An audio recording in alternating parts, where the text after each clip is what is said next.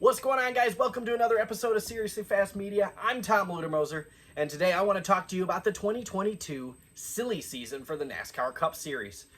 So why do I want to talk about it this early? And it is quite simple. There are more cars and more drivers without a contract in 2022 than there are with. So you have huge names. Kurt Busch, Brad Keselowski, Matt Benedetto, names like that going into this next season with the next gen car that have nothing as of today.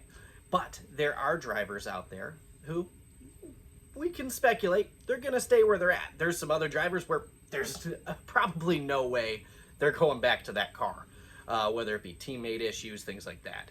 And we have a couple of teams, and although we had this last year with 2311, Trackhouse, Live Fast, things like that, teams like that, going into this upcoming season, we don't have teams jumping up and down, ready to take those spots. So let's take a look. Before I get even further into this video, I want to give a huge shout out to all of my supporters. Thank you guys for supporting me. I know I had a little bit of some personal stuff going on. Left me fairly depressed feeling, left me feeling a little behind, and that's why I haven't done too many videos. But as of today, we are recording the podcast again, the Bad Fast podcast. That will be in the description below, the link to the podcast.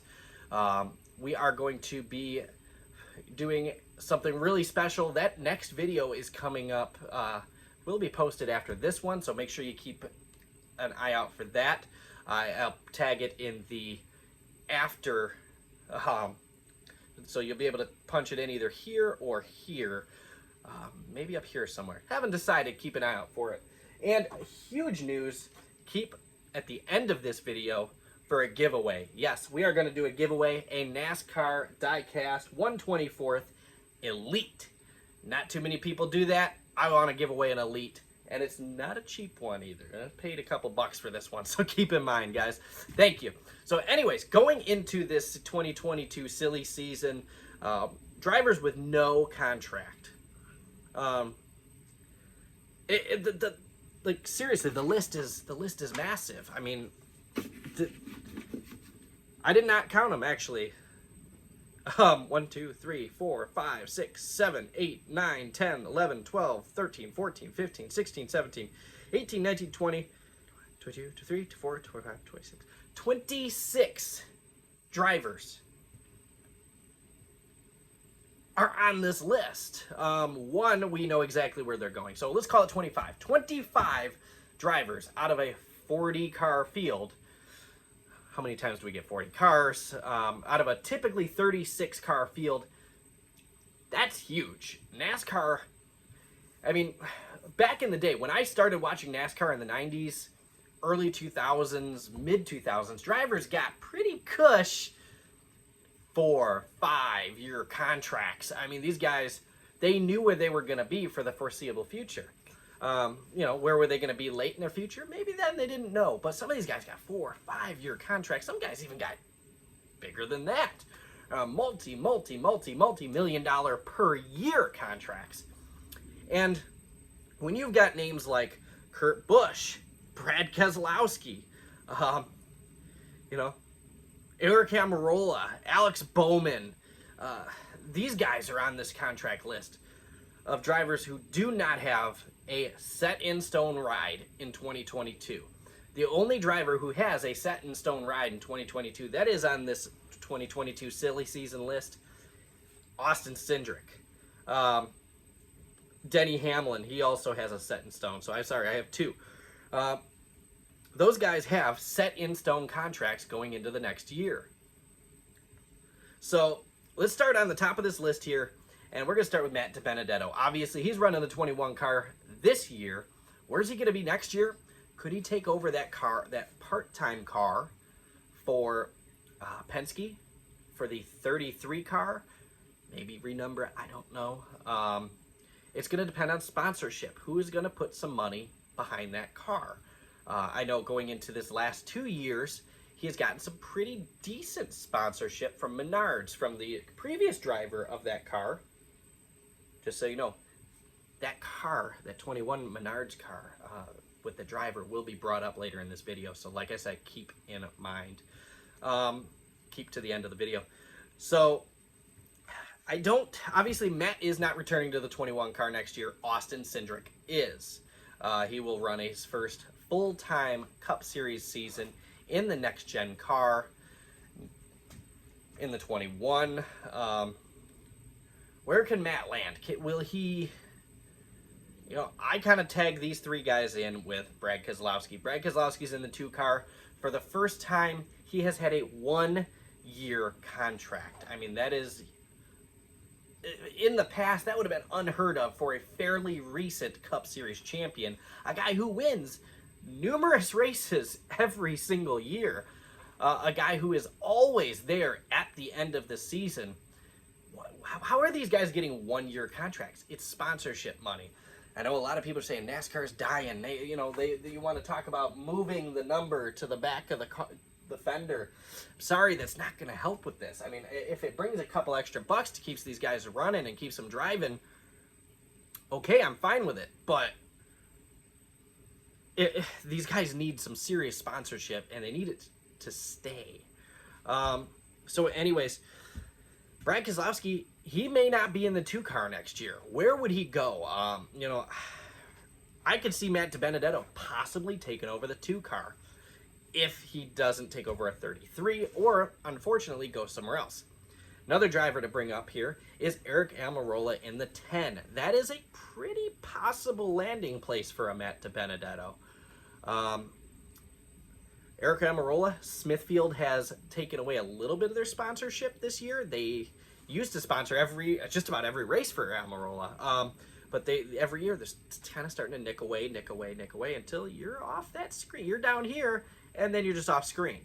So Aric Almirola, he's not really... I mean, this season, let's be honest with ourselves, this season has been just pure crap for Aric. So going into next season is going to have to be pretty big in terms of sponsorship. I don't know if he'll return to that car, and if he doesn't, where could he go? More than likely a lower tier team. Aric Almirola he's not performing the way he should. Let's be honest, none of Stewart-Haas is, but nonetheless. So Brad Keselowski could possibly go to the 10 car, maybe a renumbered 10 car. Though we'll only know, obviously, at the end of this season, beginning of next season. Could he stay? Absolutely. Of course he could stay. He's Brad frickin' Keselowski. The guy's a NASCAR Cup Series champion. He's got tons of wins under his belt. He can absolutely stay in that car. I don't have a for sure answer for that. I'm not going to just go and reach and whip out the $50 bills and start saying, hey, I bet you he's going to be in this car. I can't do that. I don't feel comfortable doing that. Christopher Bell. First season in the 20 car. He got a win. He snagged his win in his second Cup start for Joe Gibbs Racing. He ain't going nowhere. He can take that one to the bank. Alex Bowman. Now, obviously, Alex Bowman in the 48, he has had huge praise from Ally. Going into this season, they wanted him in that car. Everybody speculated that that was the car that Larson was going to go into. Ally said no. Ally said we want Bowman, so the Ally got Bowman. Bowman has had some pretty good speed. He's had some good showings. He obviously got caught up this past weekend in a very impressive run at Martinsville. Obviously got caught up really bad for him going towards the ends of that race. I don't see Alex Bowman going anywhere. This is the end of this contract. And you saw a tweet from Ally Financial. We are committed to Alex Bowman. That tells me they want Bowman. They like Bowman. Bowman is a good kid. He's a great kid. He's got a lot of experience in the Cup Series. Far more than what most of you guys would remember. I mean, the kid hasn't only been in the 88 or 48. He was in the 7. He was in... Gosh, he's in some cars. Let's leave that one in the past. Alex Bowman is one of the very few drivers out there that has finished dead last, 43rd, all the way to the first to get his win. I don't see him going anywhere. Chris Buescher in the 17. Chris Buescher staying in the 17 unless he gets some astronomical offer somewhere else. I say he stays with Roush Fenway. So you got Ross Chastain in the 42. At the end of this season, I think he stays in the 42 car. He doesn't go anywhere else. Cole Custer in the 41 with Stuart Haas. He doesn't go anywhere. He's got some family there working for Haas. Snagged his win last year. I actually have that die cast, by the way. Very cool car. Snagged that win last year. Great win. Very clutch moment. I don't think he goes anywhere. Family being Austin Dillon in the 3 car. His contract is up at the end of this season. Do we even need to bring it up? He's won a race in just about every season for the last couple of years now. Let's see. Kurt Busch. I'm a huge Kurt Busch fan. Just being honest with you. I miss the Outlaw. I miss that attitude. But I do respect who he's become. I like who he's become as a driver. Again, at least one win every season for the last several seasons. Championship competitor a couple of years ago with Stuart Haas in the 41. I think he does retire at the end of this year. Be honest with ourselves here. I don't know who could replace him. That could be another Benedetto type situation. Would that be a Monster Energy sponsored car? Probably not. I don't foresee Amarola or Benedetto having that kind of monster attitude, so I don't see that. But that could be a possible landing place for him. Again, Denny Hamlin, he signed a contract earlier this year. Multi-year, I could have swore they said. So I don't see him going anywhere anytime soon. Timmy Hill running the 66 car. That's a driver that stays.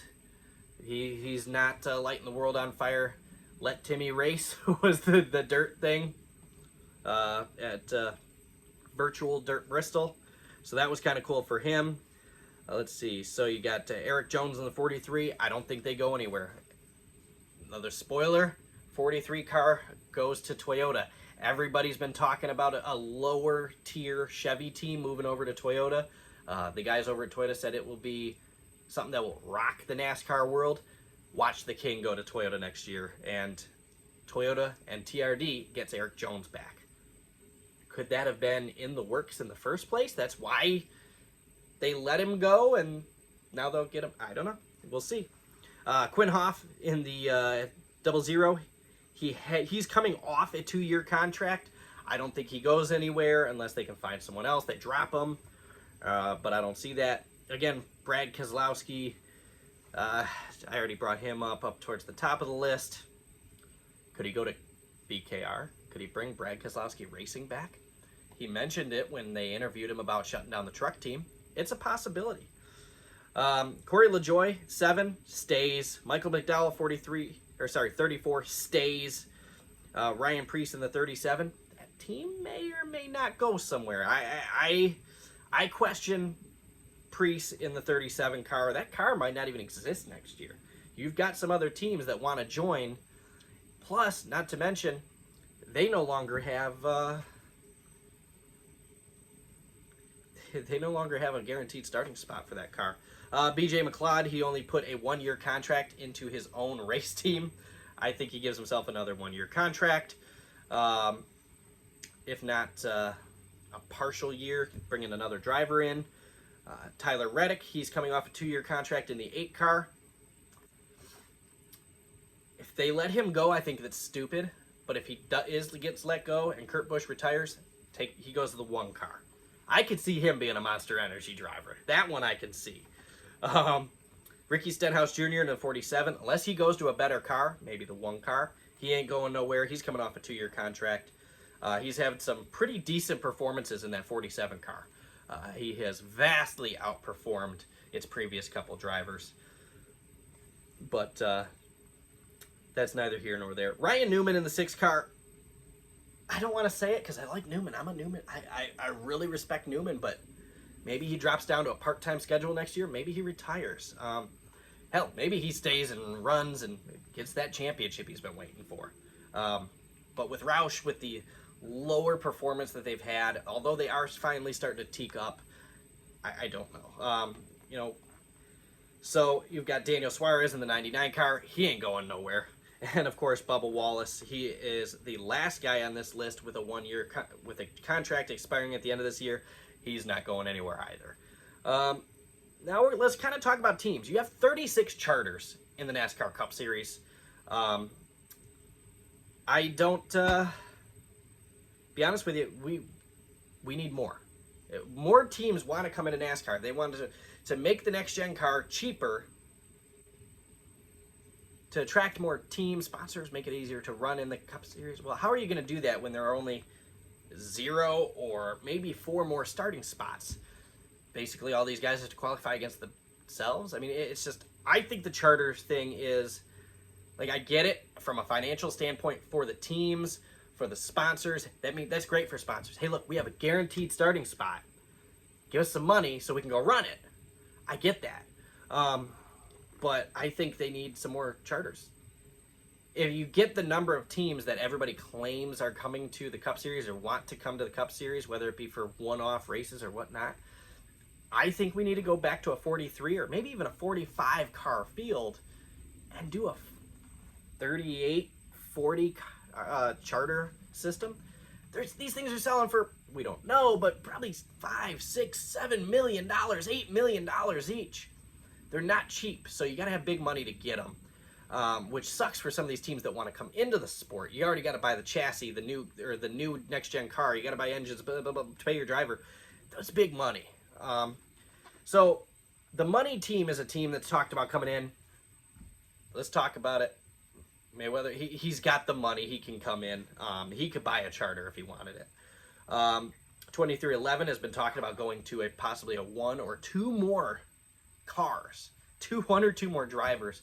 Could Brad Keselowski jump ship from Ford and go to Toyota to race for Denny? I don't know.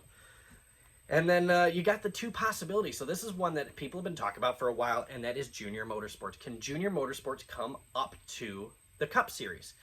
It's been expensive, but in his interview this past weekend after Perry won his Martinsville race, he talked about it. He talked about, hey, we could possibly come up with the next gen car. We got to have this conversation, but they need backers. They need big time backers. So if you guys got a couple $1,000,000 in your pocket, throw Junior a bone. Get a JRM car, at least 1 start in the Cup Series next year. That'd be cool. And then, of course, like I said, you got the opportunity for Brad Keselowski Racing. So those are my thoughts, not yours. Make sure if you agree with me, make sure you hit that in the comment section below. If you think I'm nuts, leave that in the comment section below. If you got a different theory, put it down there as well. Make sure you like, subscribe, and share. So, like I said, we're going to do a giveaway. So I'm going to give away the Paul Menard number 21 Wood Brothers Elite 1/24 diecast. Beautiful car, really unique car, with the throwback from a couple of years ago. What was this, 2019? All you guys got to do to qualify for it, go to Instagram, follow Seriously Fast Diecast. Seriously Fast Diecast on Instagram. Make sure you like and share that clip. All you got to do, tag 3 friends, subscribe to the YouTube channel here. Make sure you subscribe to or follow the Twitter, Seriously Fast Media, and make sure that all right, so tag 3 friends, subscribe to the YouTube, subscribe to the YouTube, follow the Instagram, follow the Twitter, and make sure that you guys go out there and support the social media. Go on the Facebook. I will have the podcast. We'll be recording it tonight. I'll bring one of you guys on. Thanks for watching, guys. Sorry, 20-minute long video. Lots and lots of information to kind of cover and opinions. Thanks for watching. I hope I had your attention this whole time. Again, Seriously Fast Diecast on Instagram. Seriously Fast Media on Twitter. NASCAR Uncensored on Facebook, and of course, Seriously Fast Media on YouTube. Thanks, guys.